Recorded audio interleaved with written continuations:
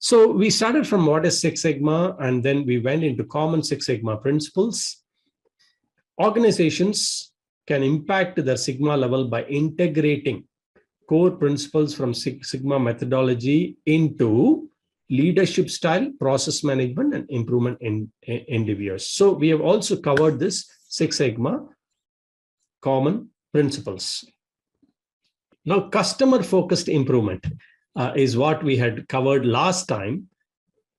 Focus on customer. That's very important. All of you type FOC in the chat box. I'll ask you to chat because I can't see you, I can't hear you, just, to reprogram your mind to many things. For those who are new, you might find this crazy, but that's my style. Focus on customers. So we said that measurement, statistics, and process improvement. First, you have to measure it. Then you have to apply statistical method and you have to improve the process improvements. So all of you type MSP in the chat box and take good notes, because these are all some theoretical stuff, but you need to program your mind to know this theoretical stuff as well. Measurement, statistics, and process improvement. Okay, you can write MSPI also just to make sure. Now, I want to ask you the question again. How many of you are ready for a Q&A session based on that? Ready? Fine. I'll quickly go through this. I'll ask this question. What is value stream? What is value stream map? The A is, it's a type of financial report used in accounting. This is for those people to refresh what I've taught last time. A type of financial report used in accounting. B is graphical representation of flow of material information in the process. C is a map showing geographical locations in companies, suppliers, and D is a marketing strategy used to promote a product. Now, for those who have not attended the last time, don't worry. For those who attended last time, I wanted you to answer this. Go ahead and shoot your answers in the chat box. Now, for those who are new here, learn this and send chocolates to those people who have said the correct answer, which is B. I want a lot of chocolates in the, go ahead and share a lot of chocolate. That's fun. Awesome. Keep chocolates ready whenever I have a question and answer. Now, continuous process improvement is another Six Sigma principle. Continuous process improvement. Continuous improvement is very, very required. The inherent in Six Sigma method is continuous process improvement. I'll go a little faster because I've covered this last time. Organization that completely adopts the Six Sigma method never stop improving. That's very important. So what they do is they identify, prioritize many things on continuous improvement. When one area is improved, they always go to the next area for improvement, and they always keep up. The more is a Sigma level, the better is your capability and your quality. And then to move perfect, they always try to go towards 3.4 defects per million opportunity, which we call it as 99.99966. For those who are here for the first time, please write this down. 3.4 defects per million opportunities, or the level of 99.99966%. All right, very important for you to note. Now the question here is the question and answer session. Be ready. The ultimate goal of a continuous improvement process in Six Sigma. Okay, the ultimate goal is to stop all improvement activities or maintain the current process state, or to move closer to, even newcomers can answer this, right? To move closer to 99.9966 and prioritize financial stability over the process improvement. So your answer goes now. Simple answer. Okay, a lot of chocolates in the chat box, please. The correct answer is C. Fantastic. Let's move on. Variation. Now, this is very, very important. I have shared with you different alternate words for this variation. How many of you remember? If you remember, just put a lot of alternate words that I've shared for this variation. Mura. Mura is the right word. Mura is one word. Instability, unevenness, imbalance, correct, up and down, inconsistency, okay, and so on and so forth. Great. Thank you very much. That's awesome. So one of the ways to continuously improve the process is to reduce variation in the process. So that is one of the things I wanted to focus today. Reduce variation, reduce variation. By reducing variations, first you bring in stability. All of you, please type stability in the chat box. By reducing variations, you bring in stability. What does stability means? Stability means that if your sugar level is between 200 to 300, you are bringing it closer to 200 by 110 to 210. That is stability. But stability doesn't mean capability. Now, please write in your notebook, stability does not mean capability. If your sugar level is between 200 to 300, you try to stabilize that around 200, which is maybe 200 to 210. That is stability, okay? But then capability is to bring it to 120, bring down to 120, only then. And that is continuous improvement. From 200, around 200, you bring it to around 180. From around 180, you bring it to around 150, then 120, then 100. Then you become capable. If this is clear, type SC, super clear in the chat box. Very, very important concept to understand. I want the fundamentals to be very, very clear. Okay. Only then Six Sigma will be interesting when you do statistical analysis. So every process has an inherent variation. Okay. Even if you see the call center process, in a call center, if you have 20 employees, variation will exist when each and every one of them calls. We saw that last time. There might be inflections. The accent of different people will be different. There will be some environmental concern. Caller moods will be different. Everything will lead to variation. So you can give a script to them to reduce variation, but script will reduce the variation, but it will not eliminate the variation. Variation cannot be eliminated. Variation can only be reduced. How many of you are having notes and taken notes? Type TN if you have taken notes in the chat box. If you have taken notes, variation cannot be eliminated. Variation can only be reduced. Okay, so you should constantly look at reducing the variations. Fantastic. So we saw the pizza example also. We said in pizza, for example, in cheese pizza, you put ingredients of cheese, right? In small pizza, you put 1 cup cheese. In large pizza, you put 2 cup cheese. Now, if you ask 10 people to put, we know that all of them will not put the same quantity. There'll be variations. So to reduce variation, you can have a better process, a better methods, right? So you can give them cups. Like last time we had a discussion, 1 cup you give for small pizza and 2 cups. Even if you give cup, they will not pour the same quantity because variation will be there even if you give cup.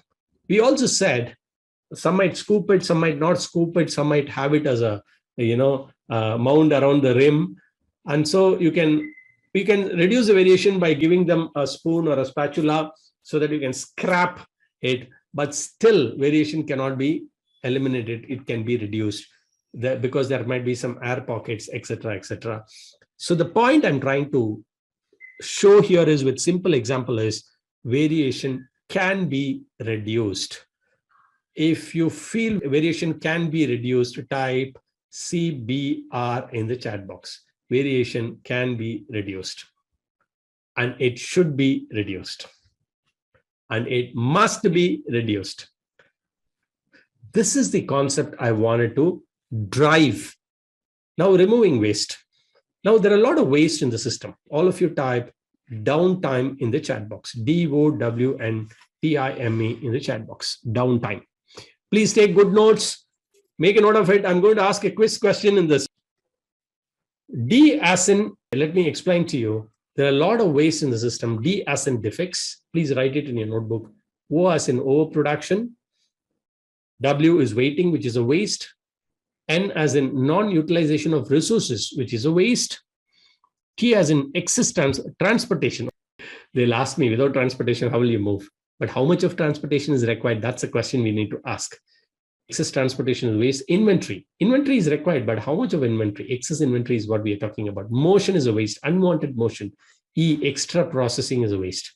So this is we have to constantly look at these 8 ways and try to reduce them. We are going to go into the depth of all this. For example, we saw the hot dog example of value streams in the last session. We asked the question, one person is opening the bread, the other person is putting the hot dog, the other person is putting the sauce, the other person is putting some toppings, 4 people doing 4 different activities.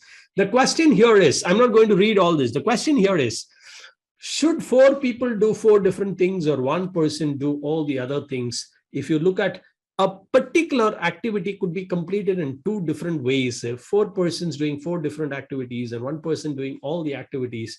But each of them, you would see which one has got more waste. For example, if you have identified that one person can do all the 4 activities, then if you are giving 1 activity per person, then the motion is a waste. And that's a point that we are going to communicate here. So removing waste means items, actions, people. All of you type IAP in the chat box. Items, action, people that are unnecessary to the outcome of a process. Items, action, process, that is people that are unnecessary to the outcome of a process and reduces process time, opportunities for errors, and overall cost. So waste is a major concern. We are talking, but handling of the waste is mostly, see, waste is a concern in any methodology. Okay, Agile, Scrum, theory of constraints, nobody encourages waste. But lean management is something that primarily gives you fantastic tools and techniques to really reduce waste. And Six Sigma methodologies gives you fantastic tools to reduce variation. So by reducing variations, you enhance quality. From eliminating waste, you reduce the time. So you deliver faster, you deliver good quality products at lower cost. That's the power of these 2 weapons called Lean and Six Sigma to banish waste and reduce variations. Now, people are very important. You have to equip people with that. So implementing the improved process is a temporary measure unless, how many of you can relate to what this is saying? You have implemented, some trainer has taught you 20 years back, again somebody comes and teaches you 10 years, again after 5 years somebody can. How many of you can relate to all this? Type ICR in the chat box. How many times? And you will also say, I know, our company won't change, it is not applicable in our industry, trainers come and go, coaches come and go. So equipping people is very, very important for standardization, to monitor and maintain improvements. Okay, this is where we said. So the first is a process improvement team comprises of project management, PDCA. All of you type PDCA in the chat box. Plan, do, check, and act is so important in this.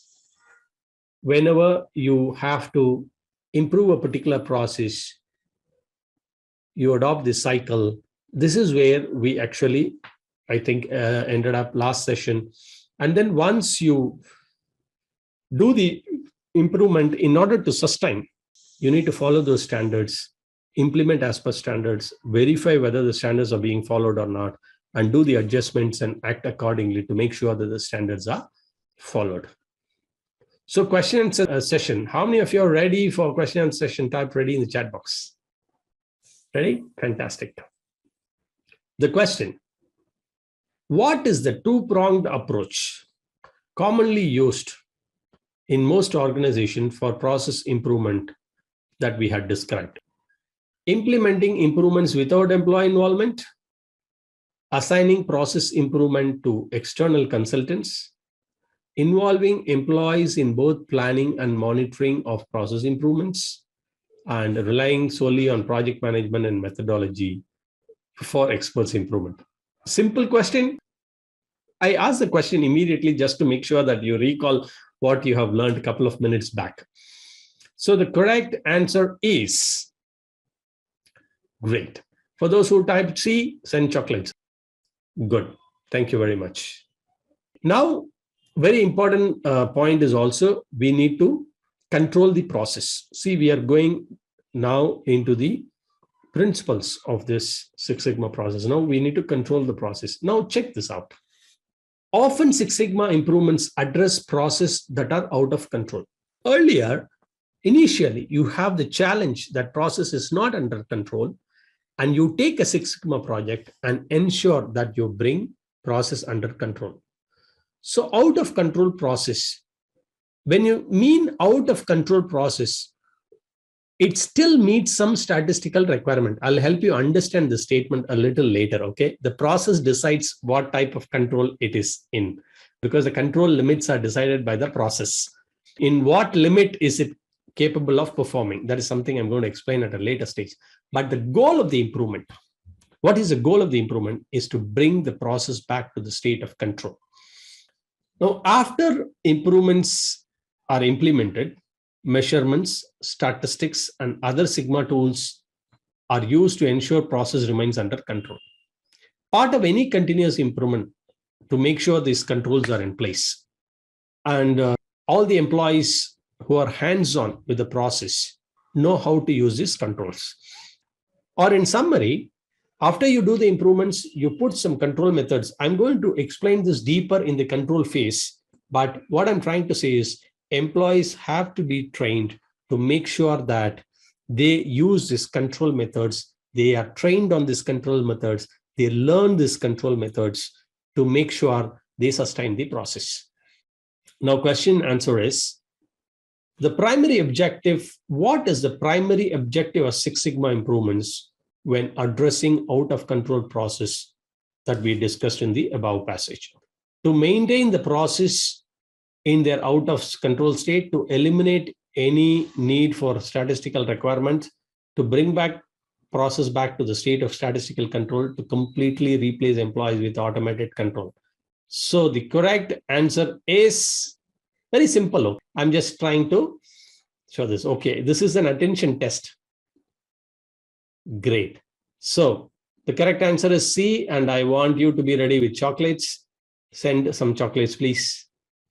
Now, if you see, I've been sharing this learning for the last 3 years. If you see that when people come to my inner circle and start going through this question, they are struggling. So I thought during my session itself, I will impregnate or, discuss this question answers so that when they actually go through the examination, they will not find something very difficult. If you found this Q&A session in between these slides useful, interesting, valuable, awesome, fantastic, please put it in the chat box so that I know that I can continue doing this. Thank you. Thanks each and every one of you. Let's see some challenges of Six Sigma. Let me just, this challenge of Sigma, how many of you have implemented Six Sigma? Just type IMP in the chat box if you have implemented in some form. If you have implemented in some form, just type implemented. Now, this is my question to you. I will come back to the slide again. I want to ask you, what are the challenges that you have faced while implementing Six Sigma? Because when you recall your challenges, let other people in this, there are over still 900 people inside here. So variation is there. What are the implementation? Data gathering was a challenge. Adoption of this are challenge. Top management support was a challenge. Fantastic. Lack of knowledge of the staff was challenge. Cross-functional communalism. Wow. Manpower skill, team commitment. And there you are. Okay, all of you, please learn from this, because even the books cannot give you all this. How many of you agree?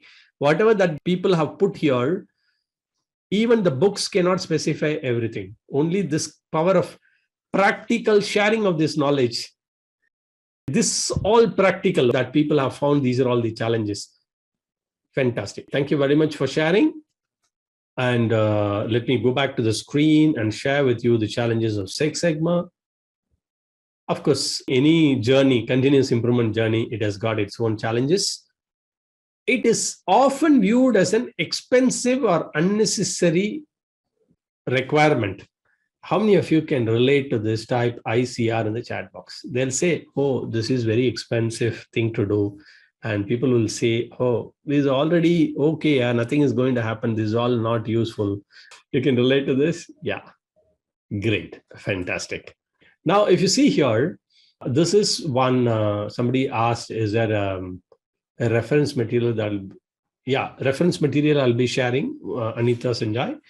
but you have to stay till the end of the session. I'll share with some reference material. So Ideal Aerosmith was a company, and the leadership, manufacturing engineering, was very skeptical about this Six Sigma. They'll say this is only for some big companies, high-tech companies, and all that stuff. They had a lot of reservations, but then they tried the Six Sigma implementation, and eventually, within 18 months, they saw worthwhile results. What is the result that they saw? Production improvement of 25%, profit improved by 5%, and 30% improvement in the timely deliveries, right? So this article is taken from this Quality Digest. All of you type awesome in the chat box. I can share n number of case studies. You come to our inner circle and we will share a lot of case studies, tons of case studies across all industries. And I was in the jury of a lot of Six Sigma project evaluations across. I was a part of CII, Confederation of Indian Industries, and I was in the jury panel for all the Six Sigma project evaluation. And for us, we select the Six Sigma projects. About 100 projects come across all the industry. We select a few, 20, and then we ask 10 of them to present and give award to a few people. Okay, so I've reviewed hundreds of projects. Okay, so it's awesome. It's really awesome if you learn this and do this. Great. Thank you very much. Now, some obstacles and challenges. Nothing is without any challenges. Often stays in the way of positive results of Six Sigma. You have already shared a lack of support, lack of resources, lack of knowledge, poor execution of projects, and somebody said lack of proper data, right? That's what I mean by inconsistent access to valid statistical data. And they also say, hey, whether Six Sigma is applicable in my industry, it's not applicable in this industry, that industry, and all that stuff. So first, if you see the lack of support, Six Sigma actually requires support and buy-in at all levels of organization. The common question people ask is, how do we get support from top management? How do we get support from the peers? How do you get support from bottom management? All that. That's what I'm going to share with you. What are the principles and practices we should follow in order to get support is something I'll share in the inner circle. Now, common barriers to support. You've already put it in the chat box. Let me share a few things. Okay, some leaders are unfamiliar with and don't understand Six Sigma process. How many of you agree? Just type agree in the chat box. Some leaders don't even know what they are. So that becomes a barrier. They don't understand the Six Sigma process. The second is leaders willing to pursue improvements initially, but who lose interest in overseeing and championing projects before they are completed. They lose interest. How many of you agree? They lose interest in overseeing and championing projects. Look at this. Staff that is fearful of change. Change management is so important, right? And employees who are resistant to change. And even this resistant to change was put in the chat box. Okay, I saw that somebody put in the chat box. They might feel when I do improvement, I will become obsolete. Only when there is a problem, I have a job. How many of you can relate to what I'm saying? Type ICR in the chat box. They say, I'm there only if I have a problem. They'll keep me only. If I solve the problem, then I'm no longer needed. Department heads who constantly champion their own process are unwilling to enter into big picture thinking. Thank you for your active participation in the chat box. Now, the question. So this is, be ready for the question and answer session. What are the common barriers to support for Six Sigma implementation in an organization? What are the common barriers? Leaders with deep understanding of Six Sigma project, is that the barrier? Or staff that embraces change and improvement? Leaders willing to pursue improvement initially but lose interest before completion? Employees who are open to big picture thinking? Which is the common barrier? Very tricky answers, right? What is your answer? Fantastic. Okay. Thank you very much for your active participation. So lack of resources and knowledge or knowledge. Let us see this. Lack of resources or knowledge. This is also one of the challenges. Now, lack of resources can be a challenge for Six Sigma initiatives, but honestly, they need not have to be a barrier. Let me explain that to you. Lack of knowledge about how to implement Six Sigma is one of the first issue, particularly if you see the small and medium industries. Lack of knowledge is a big issue there. And they cannot afford to hire resources to handle, because resources are costlier, right? How many of you can relate to this type ICR? Oh, I hire one expensive quality guy. How do I do this, right? Erin has shared ICR with chocolate. Very good. Okay, I cannot hire. Good. Thank you.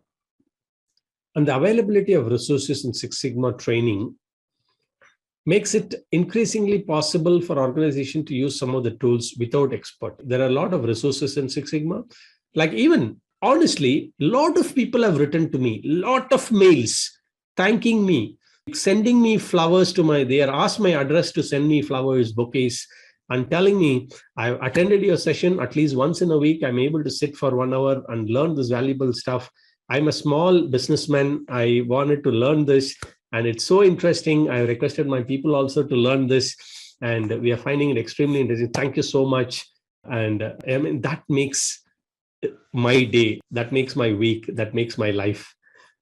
So they also send in people for the certified program so that they get a first-hand feel of what it is. So question and answer session in this. What is identified as one of the initial challenges faced by small and medium organization in the Six Sigma initiatives? Is it the lack of financial stability? Is it the lack of knowledge about Six Sigma implementation? Or is it overabundance of resources? Or is it the excessive workforce? What is your answer? See, if I ask all the questions towards the end, it will be difficult. But if I ask questions soon after I explain, it becomes so easy, right? Right. Thank you. So the correct answer is the lack of knowledge about Six Sigma implementation. Fantastic. So send chocolates to all those guys.